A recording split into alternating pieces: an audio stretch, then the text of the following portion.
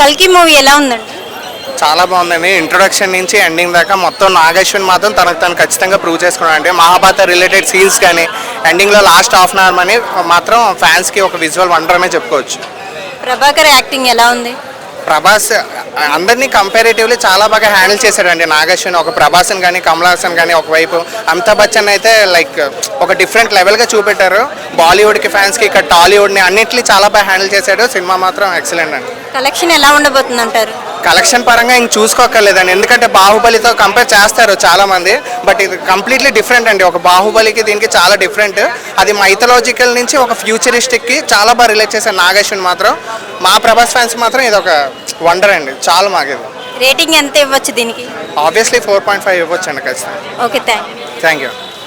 కల్కి మూవీ ఎలా ఉందండి? బాగుందండి. ఆ గ్రాఫిక్స్ కానీ సినిమా వాల్యూస్ కానీ చాలా బాగా తీశారు. హాలీవుడ్ రేంజ్లో కన్నా బాగుంది. క్యారెక్టరైజేషన్ చాలా బాగా చూపించారు. ఒక్కొక్క క్యారెక్టర్ ఇంకా ఇప్పుడు దాకా క్యారెక్టర్ రివీల్ అయినాయి. స్టోరీ మొత్తం సెకండ్ పార్ట్లో ఉంటుంది. అంటే మేజర్గా ఈ సినిమా గురించి తెలియాలంటే మ్యాక్సిమం భారతం గురించి తెలియాలి. చాలా బాగుంది, సినిమా బాగుంది. కమల్ హాసన్ రోల్ ఎలా అనిపించింది మీకు? ఇంకా ఏం రివీల్ అవ్వలేదండి క్యారెక్టర్స్ అన్నీ. జస్ట్ క్యారెక్టర్స్ నేమ్స్ వరకు రివీల్ అయినాయి. సినిమా స్టోరీ ఇంకా చాలా ఉంది. పార్ట్ 2 అంతా సినిమా అంతా. కలెక్షన్ ఎంత వస్తుంది అనుకుంటారు ఈ మూవీకి? కలెక్షన్ గురించి తెలియదు కానీ సినిమా బాగుందండి. కలెక్షన్ మనం ఏం చెప్తాం, రన్నింగ్లో తెలుస్తుంది ఏంటనేది. Okay, thank you. ఓకే.